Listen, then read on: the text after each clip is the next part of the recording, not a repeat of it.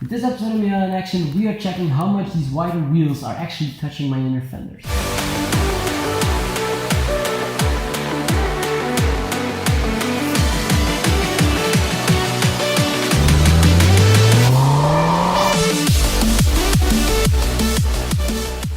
So everybody, welcome to this video where today we are taking out the two front wheels because, as I told you in my update video, I wanted to check out how much my new wheel and tire setup actually touches my inner fenders. Now, under normal driving circumstances, I do not have any issues at all. Even when I turn the car almost to full lock, I do not have any rubbing. Now, what I saw was once we were on Backfire Challenge, going through the mountain passes, hitting the U-turns, the banked turns in the mountains, sometimes when the car started to flex the chassis, I did hear some wheel rub. Now, what we're gonna do today is take off the wheels on each side and check the inner fender lining to just see how bad that rub actually is. If I need to be concerned about it, if I need to maybe, I don't know what I might need to do, but normally everything should be okay, but I just wanted to check it and take you guys along and show you guys what happens when you run 17-inch wheels with 235 tires on a 2016 Miata without rolled fenders.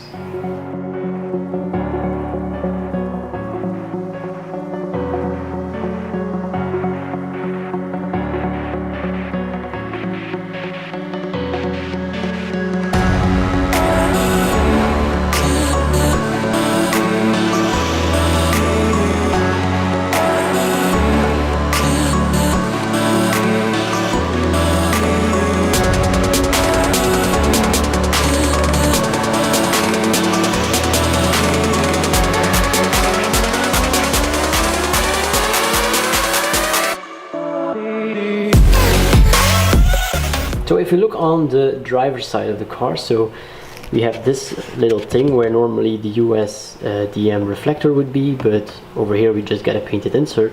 We see that here on the side edge there was a little bit of rub, but that's really no biggie. I maybe see some rub over here, but it's just really minor rub, so I'm not really scared of it. Like on the top also, I don't see any rub whatsoever. Maybe over here there's also a bit from when we were in those corners, but on the driver's side everything actually seems to be minor. I really do not see any big kind of rub marks, so that's really good. So let's put this wheel back on and go to the other side. Another thing, once your tires are off the car, it's always good to just check for any types of weird wearing of your tread, or if there are any nails in your tire, which can prevent really a lot of trouble.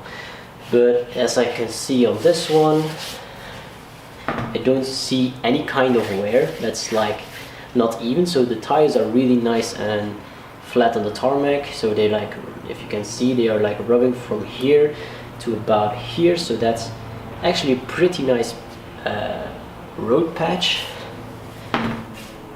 Yeah, nothing is wrong. Ready to go back on the car.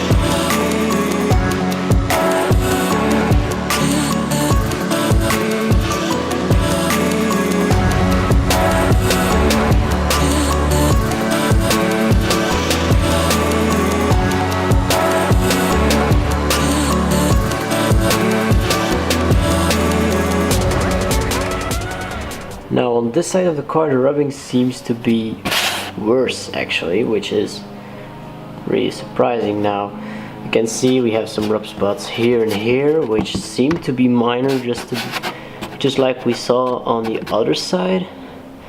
But over here, if I clean this up a bit, we actually are through this piece. So this is again the piece where the USDM reflector goes, and here we have like a really big rubbing spot, and we actually are through for like, yeah, a little bit. It's like a little cut in here. Now I do not really understand why this side will be rubbing more than the other one. I do not see a lot of difference in like the shape of this inner fender liner, and although this bit seems to be a bit bigger, but that could just be my imagination working, but it seems that this one may be a bit bigger for the reflector. I don't know, but all in all, we see we have minor rubbing. Here on the top here we have some rubbing. Now this side, yeah, it's still minor rubbing. Here you can see there's some dirt on here, which I just rubbed it off, so it doesn't touch all the time. Now the biggest concern is, of course, is here where we have this big spot, but as it's only a little bit, I think I'm gonna leave it. Now if any of you guys know why this side would be rubbing more than the other one, let me know in the comments below. I